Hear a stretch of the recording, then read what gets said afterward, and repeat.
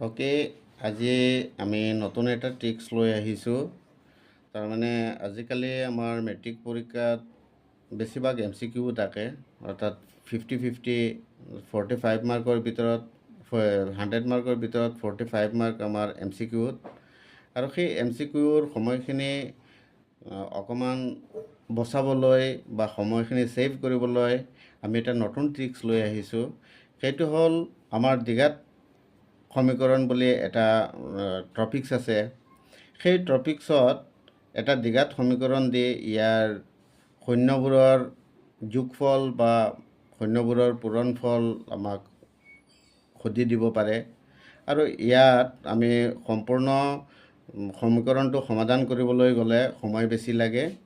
চ' আমি নতুন ট্ৰিক্স এটা লৈ অতি কম সময়ৰ ভিতৰত এই অংকটো আমি সমাধান কৰিব পাৰিম। সাপোজ এটা সমীকৰণ মই লিখিছোঁ 2x square plus x minus 6 equal to 0। আমাৰ প্ৰথম কাম হ'ল x স্কোয়াৰৰ সহগ দি দ্ৰৱক পদটোক পূৰণ কৰা। চ' 2 দি আমি 6ক পূৰণ কৰিম। তো 2 6 গুণ আমাৰ হ'ব 12। সেই 12ৰ দুটা উৎপাদকৰ পৰা আমি মিডল টাৰ্মটো ওলাব লাগে, অৰ্থাৎ ইয়াত 1 আছে এক্সৰ সহগ। চ' আমি 1 ওলাব লাগে।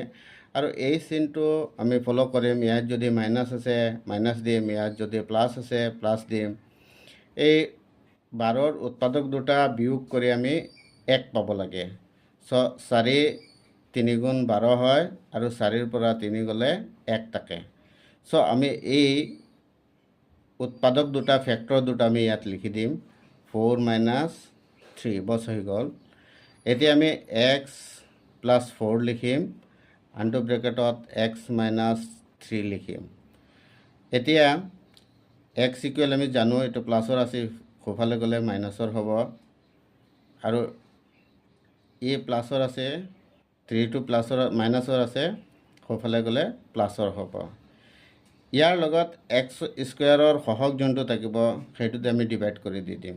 সাপোজ 2 ইয়াত হ'ল 2, ইয়াত কেনচেলিং হ'ব, 2 বাৰ যাব। চ' এটা শূন্য আহিল -2, আৰু আনটো শূন্য আহি গ'ল 3/2।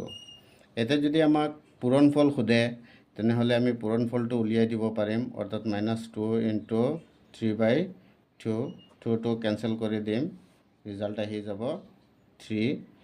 যদি ইয়াক আমাক গুণফল বা যোগফল উলিয়াব দিয়ে তেনেহ'লে আমি দুয়োটা যোগ কৰিম, 3/2।